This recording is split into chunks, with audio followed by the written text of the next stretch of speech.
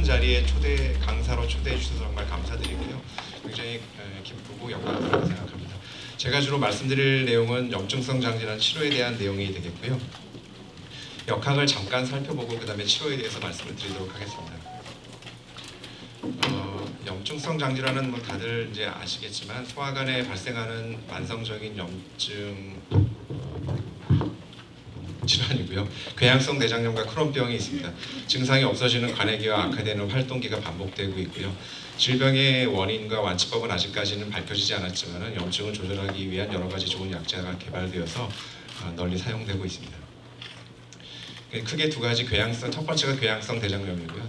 대장의 점막하층에 국한된 염증을 특징으로 하고요.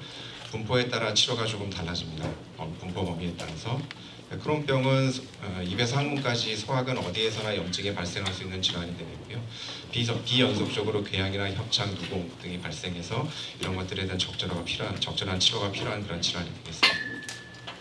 이 궤양성 대장염과 크론병은 비슷한 면도 있고 좀 다른 면도 있는데요. 치료도 마찬가지가 되겠고요. 이 염증성 장질환의 발생률은 우리나라도 점차적으로 늘어나고 있는데요. 최근에 발표된 연구 결과인데 우리나라가 여기서 보면 하늘색으로 표시가 되어 있는데 실제로는 현재는 한 녹색 정도의 위치에 있는 것 같습니다. 이제 발생률이 궤양성 대장염, 크론병 다 마찬가지고요.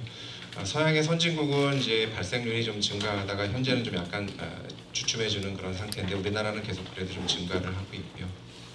유병률도 이제 발생률은 이제 새로 생기는 그러한 빈도고 유병률은 현재 얼마나 많은 이제 환자분들이 있느냐 그거에 대한 얘기인데 유병률도 계속 좀 늘어나고 있습니다.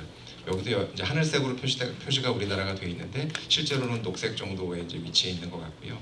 계속해서 이제 증가하고 있습니다.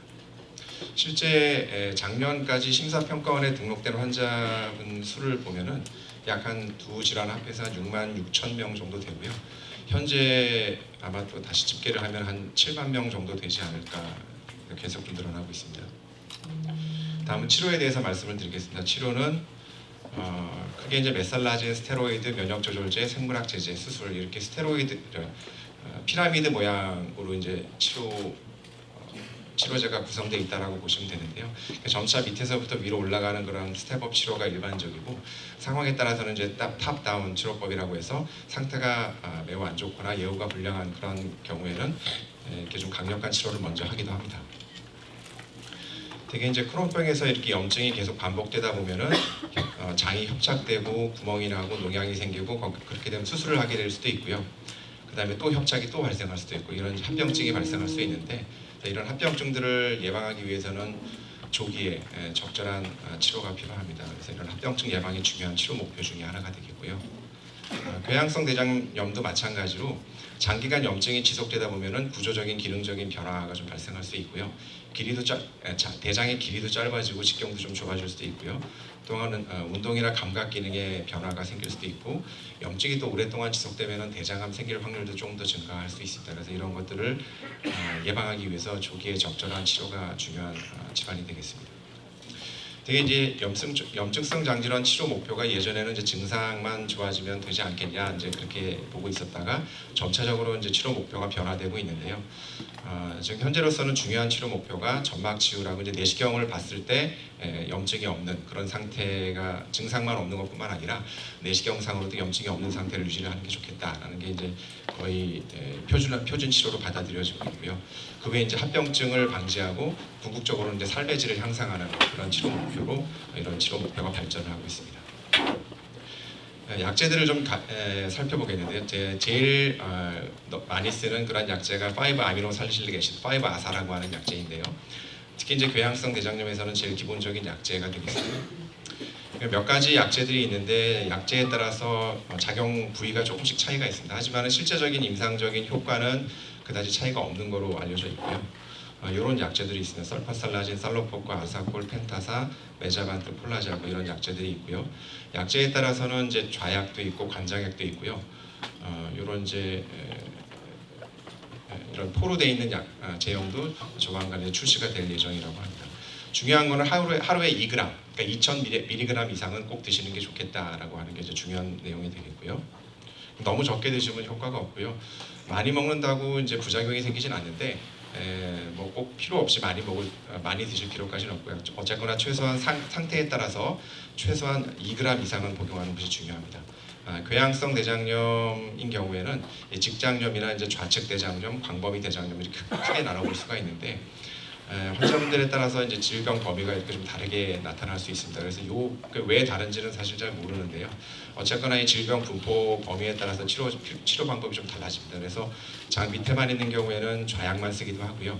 이렇게 범위가 좀 넓은 경우에는 경구제제와 좌약을 같이 쓰거나 아니면 경구제제만 쓰기도 합니다. 굉장히 궤양성 대장염에서 5-ASA의 효과는 굉장히 좋은 것으로 되어 있고요.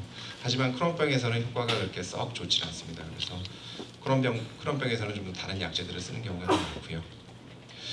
이게 이제 용량에 따라서 효과가 조금 이제 특히나 이제 중등도 궤양성 대장염, 그러니까 약간 이제 경도의 질환이 아니라 한 중간 이상의 염증이 있는 경우에는 좀 더 고용량의 5-ASA 용법이 효과가 더 좋을 수 있습니다. 그래서 좀 더 모더리티 이상의 이제 염증을 가진 그런 환자분들 같은 경우에는 좀 고용량이 도움이 될 수가 있겠고요. 몇 가지를 좀 정리를 해보면은 직장에만 염증이 국한되어 있는 경우에는 이제 좌약이나 관장약을 쓸 수 있고요. 1g 이상 하루에 쓰는 게 중요하고, 또한 좌측 대장염이나 광범위 대장염 같은 경우는 하루에 2g 이상의 5-ASA가 권장되고 있고요. 단독으로 쓰던가 아니면은 좌약과 같이 쓰는 것을 권장하고 있고요. 또한 이제 알약이 여러 개를 먹게 될 수가 있는데 이 5-ASA 제제는 하루에 한 번 이 약제들을 복용하는 방법과 나누어서 복용하는 방법과 차이가 없습니다. 효과에. 그래서 편한 선호도에 따라서 편한 대로 그냥 드시면 될 것 같고요. 또한 관해 유도 후에 관해 유지를 위해서도 하루에 2g 이상 꼭 권장된다는 거 중요한 부분이 되겠습니다. 네, 이런 이제 5-ASA가 굉장히 좋은 약제인데 또 문제는 이제 좋아지면은 약제를 뭐 좀 괜찮지 않나 좀 까먹기도 하고 이렇게 좀 일부러 안 먹기도 하고 이렇게 수능도가 좀 떨어질 수 있는데요. 실제로 어떤 연구에서는 40% 정도가 충분한 용량을 먹고 있지 않더라 그렇게 보고를 한 바가 있고요. 그래서 그런지 한 1년 후에는 약 30%가 질병의 재발을 경험하기도 합니다. 그래서 특히 이제 5-ASA 같은 약제는 알약도 많고 매일 먹어야 되고 좀 그런 불편감이 있지만은 가능하면은 빼뜨리지 않고 매일 먹는 게 이제 또 중요한 치료 방법 중에 하나가 되겠습니다. 매우 안전한 약제인데요. 가끔은 또 부작용이 생길 수도 있고요. 특히 이제 제일 중요한 게 이제 과민 반응인데 이게 치료 초기에 나타날 수 있는 부작용인데요. 아주 드물기는 하지만 치료 초기에는 좀 주의를 해야 됩니다. 그래서 제 환자분 중에 한 분 중에서도 이렇게 과민 반응 때문에 관질성 폐렴으로 거의 중환자실 치료까지 받았던 분이 있는데요. 다행히 뭐 회복은 잘 됐습니다. 그래서 이런 이제 과민 반응 같은 게 간혹 치료 초기에 생길 수도 있습니다. 용량에 따라서 생기지는 않고요.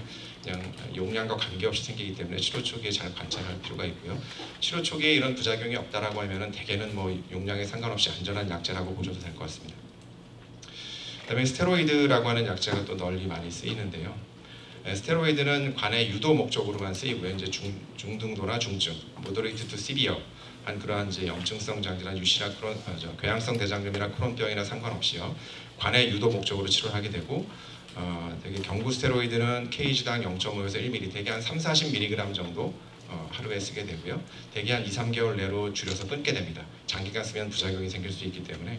그다음에 스테로이드 주사는 중증 질환에서, 스테로이드 관장제는 원위부 대장 질환에서. 말씀드렸듯이 관해 유도에만 효과가 있고요. 관해 유지에는 효과가 없고 부작용만 증가할 수 있습니다. 그래서 관해 유도 목적으로만 사용하는 게 중요한 부분이 되겠고요. 또 문제는 일부에서는 스테로이드에 반응이 아예 없는 환자분들도 있고요. 또 일부에서는 스테로이드를 끊으면 또 금방 재발해서 스테로이드를 다시 써야지만 좋아지고 이런데 스테로이드 의존성 환자분들이 생길 수 있습니다. 그래서 이런 경우에 이제 다른 약제로 바꿀 수밖에 없는데요. 또 부작용들이 초기 이제 단기간 쓰는 경우에도 이런 부작용이 생길 수 있어서 좀 불편하고요. 특히 이제 여드름 때문에 힘들어하는 분들이 많이 있고요. 뭐 얼굴이 동그래진다, 몸이 붓는다, 뭐 잠을 잘 못 잔다, 기분이 좀 이상하다, 뭐 소화가 잘 안 된다, 당 조절이 잘 안 된다, 뭐 이런 부작용들이 초기에도 생길 수 있고요. 장기간 사용했을 때는 백내장, 골다공증, 대퇴골 괴사, 근육병, 감염, 성장장애 심각한 부작용이 생길 수 있기 때문에 가능하면 장기간 사용하지 않도록 하는 게 중요합니다.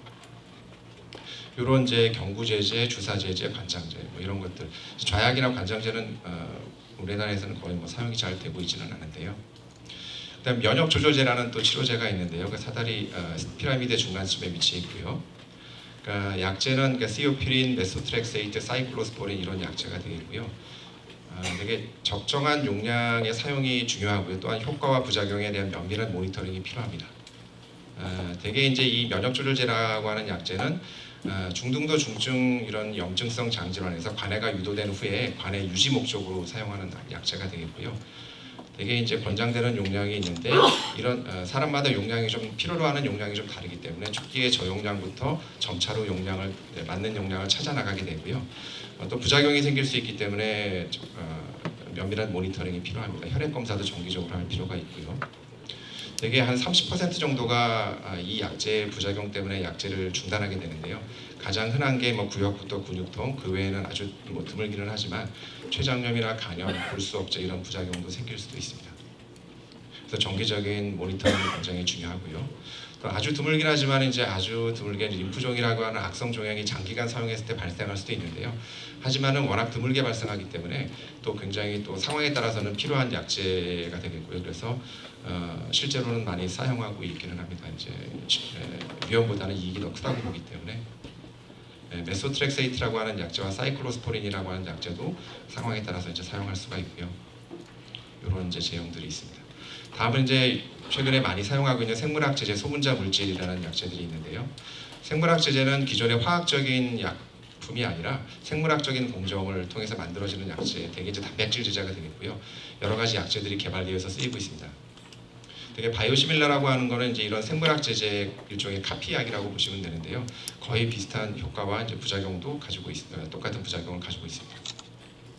장점은 매우 효과가 좋고요. 특히 이제 중등도 중증 염증성 장질환 환자분들에게 매우 효과가 좋고요. 이런 점막 치유도 잘 유도를 하고요. 임상적인 반응률은 이제 임상 연구에서는 50에서 70% 정도. 실제로는 이거보다는 좀 더 좋습니다. 실제 프랙티스에서 사용을 했을 때는. 또 단점은 하지만 이제 몇 가지 단점들이 있는데 좀 비싸다는 거, 대부분 주사제라는 거, 그리고 일부 환자에서는 효과가 없다라는 거, 그리고 부작용이 있을 수 있다라는 거. 초기에 효과가 있어도 한 1, 2년, 2, 3년 지나다 보면은 효과가 약제에 대한 내성이 생겨서 효과가 없어질 수도 있다라는 그런 좀 단점이 있고요. 국내에 이제 염증성 장질환에서 사용할 수 있는 약제들이 이런 것들이 있는데요. 되게 크게 생물학 제제의 소분자 물질, 소분자 물질은 그냥 화학약품이 되겠고요. 생물학 제제는 크게 이제 항 TNF 제제, 항 인테그린 제제, 항 인터루킨 제제 이렇게 크게 분류가 되어 있고요. 그다음에 이제 소분자 물질은 잭 억제제, JAK 억제제인데요. 약제 이름은 레미케이드, 램시마, 램플렉시스, 휴미라, 심포니, 킨텔레스, 스텔라라, 젤잔처 이런 약제들이 있습니다. 실제로 이제 사용되고 있는 약제들이 되겠고요. 되게 항 TNF 제제라고 하는 거는 TNF 알파라고 하는 이제 염증성 물질을 없애주는 그런 항체가 되겠고요. 가장 많이 쓰이고 있는 이제 생물학 제제가 되겠습니다.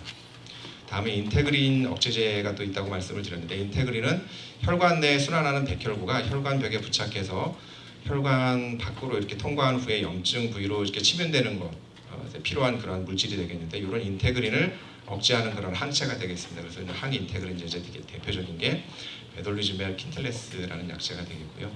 다음 항인터루킨 제제로 이제 항인터루킨 12번하고 23번에 대한 요 항체 제제인데, 이런 항체가 요 인터루킨을 블락시켜서 요 인터루킨이 어떤 세포 표면에 붙어 있는 이제 수용체와 결합해서 염증 시그널을 전달하는 것을 이제 억제하게 됩니다. 현재 다 사용되고 있는 약제. 그리고 마지막으로 젤잔치라고 하는 약제는 케미칼 약제, 화학약품인데요. 여기가 이제 세포 표면이 되겠고,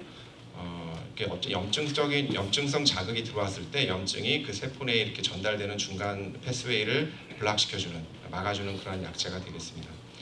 그래서 이제 대개 앞에서 말씀드렸듯이 한 50에서 70%, 많게는 한 8, 90%까지도 효과가 있는 굉장히 좋은 약제들이 되겠고요. 다시 한번 정리를 드리면 항 TNF 제제, 항 인테그린 제제, 항 인터루킨 제제, 그다음에 잭 이니비터, 잭 억제제 이런 약제들이 있고, 적응 질환이 조금 차이가 있습니다. 그리고 투여 방법도 조금 다르고 투여 간격도 조금 차이가 있습니다. 그다음에 대변 이식 치료 잠깐 보면은 이제 요게 또 관심 있는 분들도 계실 수도 있는데요. 특히 이제 클로스트리즘 디피실 인펙션이라고 하는 그런 질환에는 우리나라에도 허가가 나 있고요. 하지만 아직까지는 이제 염증성 장질환에는 치료 방법으로 허가가 나 있지는 않습니다. 이렇게 방법도 이렇게 내시경으로 넣어주는 방법도 이렇게 있고요. 캡슐로 만들어서 먹는 그런 방법도 있는데, 아직까지는 임상 연구만 진행되고 있고요.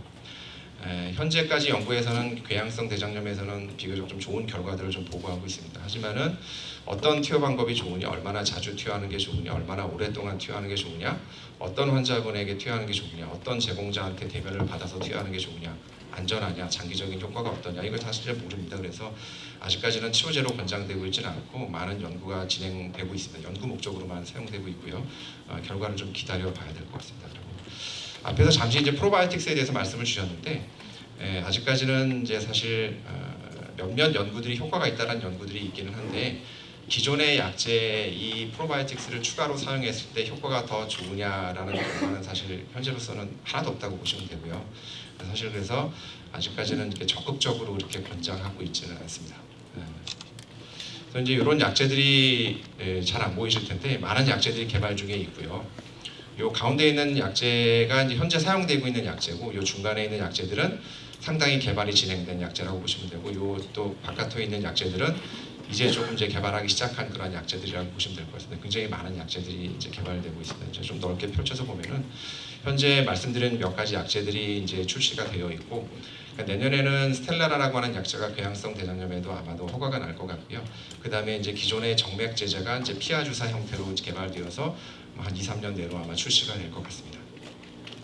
현재 각 약제를 어떤 방법으로 여러 가지 약제를 말씀드렸는데 이제 사실 굉장히 이제 환자분들 상태가 다양하기 때문에 맞춤 치료를 할 수 있도록 노력을 해야 되고요. 표준화된 한 가지 가장 좋은 치료는 없습니다. 그래서 이제 그 부분이 어려운 부분이긴 한데요.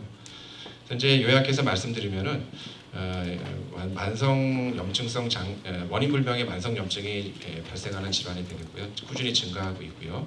기존에 이제 치료제는 5-아사, 스테로이드 면역 조절제, 그 다음에 최근에 생물학 제제 소분자 물질이 많이 사용되고 있고 많은 또 새로운 약제들이 개발되고 있습니다. 또한 장내 세균을 타겟으로 한 여러 가지 치료 방법도 개발되고 임상 시험을 진행하고 있고요. 따라서 이제 정말 효과도 좋고 모든 환자분들한테 효과가 있고 부작용은 하나도 없고 장기간 유지도 잘 되고 이런 약제면 좋은데 아직까지는 사실 그런 약제가 없고 좀 더 그런 약제가 나오기를 좀 기대해 볼 수 있을 것 같습니다. 그래서 그 외에 다른 또 모르는 것들도 많이 좀 밝혀져야 되겠고요. 최근에 학교에서 이제 IBD 프렌즈라고 이런 앱을 만들어서 이제 배포하고 있는데요. 이런 이제 증상이나 투약, 진료 일정을 관리할 수 있는 그런 앱이니까 이런 앱도 한번 사용해 보시면 좋을 것 같습니다. 그리고 이런 학교에서 이런 소책자들도 만들어서 배포하고 있고요. 또 관심이 좀 많이 있으시면 이런 교과서, 한글 교과서니까 한번 읽어보시는 것도 괜찮습니다. 그리고 이런 가이드라인도 한번 살펴보시는 것도 괜찮습니다. 감사합니다.